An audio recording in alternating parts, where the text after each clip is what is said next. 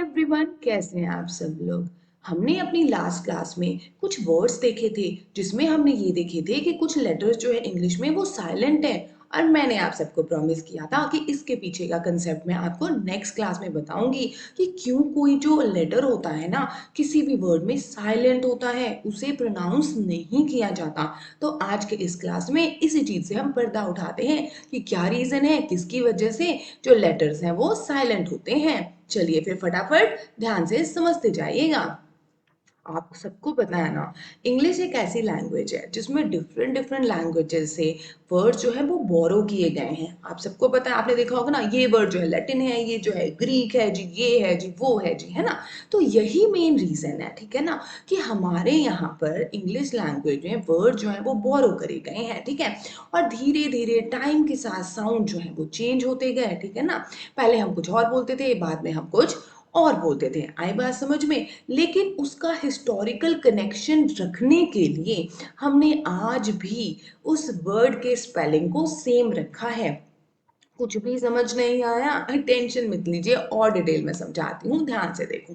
देखो, टाइम के साथ, ठीक है, जैसे जैसे टाइम बीतता जाता है कोई भी वर्ड को प्रोनाउंस करने का तरीका जो है चेंज होता रहता है, ठीक है। कोई भी वर्ड बना, ठीक है, कोई वर्ड बना, उसको पहले कुछ और प्रोनाउंस किया जाता था।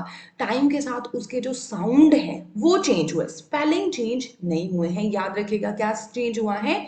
साउंड चेंज हुआ है। तो उसकी वजह से भी कई बार जो लेटर्स होते हैं वो साइलेंट हो जाते हैं। पहला रीजन क्लियर हो गया। दूसरा रीजन क्या है, हमने डिफरेंट डिफरेंट लैंग्वेजेस से, ठीक है ना, चाहे वो ग्रीक हो गया, लैटिन हो गया, फ्रेंच हो गया, यहाँ से वर्ड जो है उसे बोरो किया है इंग्लिश में और उसे इंग्लिश लैंग्वेज में यूज करते हैं। उसकी वजह से भी क्या होता है ना, वहां पे वो वर्ड जो है वो किसी और तरीके से प्रोनाउंस होता था, इंग्लिश में किसी और तरीके से प्रोनाउंस होने लगा। तब भी जो लेटर है वो क्या हो जाते हैं? साइलेंट हो जाते हैं। ये तो रहा दूसरा रीजन। तीसरा रीजन क्या है हमारा? एटमोलॉजी। एटमोलॉजी क्या होता है? हिस्टोरिकल कनेक्शन को रीस्टोर करके रखना। कोई भी वर्ड, उसका हिस्टोरिकल बैकग्राउंड क्या है, वहां पे इसको किस तरीके से लिखा जाता था, इस चीज को रीस्टोर करके रखने की वजह से ही आज हमने स्पेलिंग जो है उसे चेंज नहीं किया है, बल्कि साउंड जो है उसमें चेंजेस कर दिए हैं। ताकि क्या है ना, कोई भी वर्ड जो है उसका ओरिजिन जो है बहुत ही अच्छे तरीके से क्लियर हो जाए कि ये जो वर्ड है वो इंग्लिश में अगर आया है तो कहाँ से आया है। I hope it is clear. अब हमारा जो फोर्थ रीजन है वो क्या है? सिंप्लीफिकेशन। कोई भी लैंग्वेज में, ठीक है ना, अगर वर्ड्स इतने ज्यादा कॉम्प्लेक्स हो जाएं कि वो प्रोनाउंस ही ना हो पाए, तो इस चीज को मद्देनजर रखते हुए क्या किया जाता है, कई बार वर्ड्स जो हैं उसमें लेटर्स को साइलेंट कर दिया जाता है कि जो वर्ड है वो बोलने में आसान हो जाए।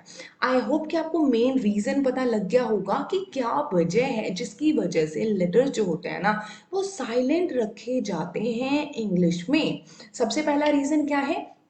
सीधी सी बात है, हमने साउंड जो है, ठीक है ना, साउंड जो है वो टाइम के साथ चेंज होते गई है। दूसरा रीजन क्या है? हमने जो वर्ड्स हैं वो बोरो करे हैं। तीसरा रीजन क्या है? हमने क्या है, एटमोलॉजी जो है उसको मेंटेन करा है। फोर्थ रीजन क्या है? हमारे हमेशा मन में ये होता है, हर एक को बंदा ये चाहता है कि जो लैंग्वेज वो सिंपल होना चाहिए स्पीकिंग के लिए, and because of that reason हम क्या करते हैं, जो लेटर्स है उसको साइलेंट कर देते हैं किसी भी वर्ड में। आई होप कि अब आपको कि what is the reason behind कि कोई भी लेटर जो है वो साइलेंट क्यों होता है किसी भी वर्ड में, वो आपको अच्छे से क्लियर हो गया होगा। अब देखिए, मिस मिस्टी हूं मैं, प्रॉमिस तो हमेशा पूरी करती हूँ। लेकिन आप सब भी मुझसे एक प्रॉमिस करो आज कि आज से अब आप जब भी कोई भी वर्ड आप पढ़ोगे ना, तो उसका हिस्टोरिकल कनेक्शन क्या है, ठीक है, वो वर्ड कहाँ से आया है, किस तरीके से पहले उसे प्रोनाउंस किया जाता था, किस तरीके से अब प्रोनाउंस किया जाता था, वो सारी चीजें ना अब ध्यान से देखते रहना, समझते रहना। तब आपको बहुत ही अच्छे तरीके से चीजें और क्लियर होती जाएंगी। वीडियो अच्छी लगी लगी हो, इन्फॉर्मेटिव लगी हो तो वीडियो को लाइक करना और शेयर करना। और लगे कि मैम अच्छा पढ़ाती हैं, जो पढ़ाती ही हैं, तो आप क्या करना, चैनल को सब्सक्राइब करके बगल की बेल जो आइकन है उसको प्रेस कर देना, ताकि जब भी हम वीडियो अपलोड करेंगे आपको नोटिफिकेशन सबसे पहले आ जाएगा। चलिए मिलती हूँ आपको नेक्स्ट वीडियो में, तब तक के लिए हंसते रहिए, मुस्कुराते रहिए और अपने आसपास के एरिया को साफ सुथरा रखिएगा। Bye bye, take care, have a good day.